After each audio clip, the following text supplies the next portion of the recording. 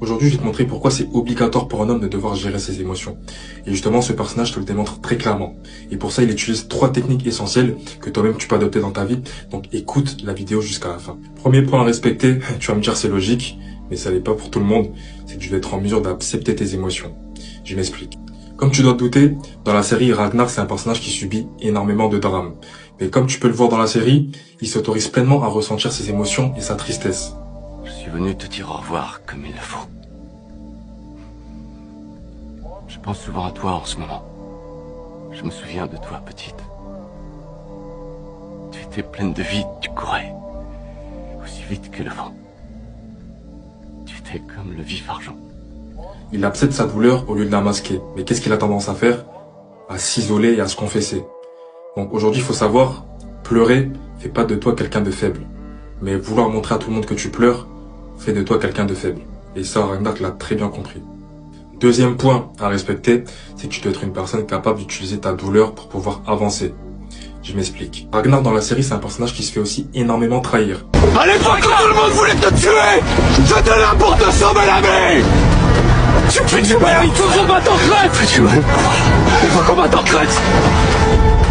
Et au lieu de réagir sous le coup d'émotion, il a tendance à canaliser la trahison qu'il subit pour justement assouvoir son pouvoir et élaborer des stratégies pour avancer. Je ne suis pas devenu Jarl parce que je rêvais de porter ce titre. Et je ne suis pas devenu roi parce que j'en avais l'ambition. Mais une fois encore, je n'ai pas eu le choix. Quoi qu'il en soit, je suis roi. Le roi Ragnar.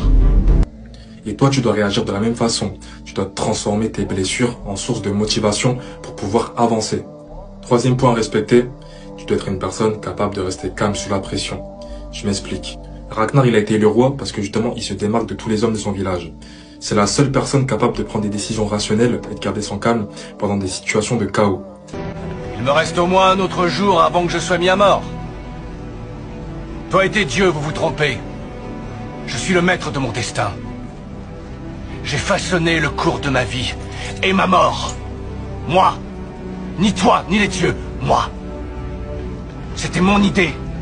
Et c'est ça justement qui inspire le respect et que tout le monde le suit naturellement. Mais maintenant tu vas me dire, mais comment je fais pour garder mon calme pendant des situations de stress? C'est justement de là d'où vient le problème. C'est que tu n'es pas assez confronté. Tu dois être une personne qui doit sortir plus souvent de sa zone de confort. Donc c'est pour ça que moi je t'invite à soit faire des sports de combat, où justement là tu vas sentir un sentiment de danger, ou par exemple prendre la parole en public beaucoup plus souvent. Donc respecte ces 3 points essentiels si tu veux devenir un grand homme comme Monsieur Ragnar Lodbrok.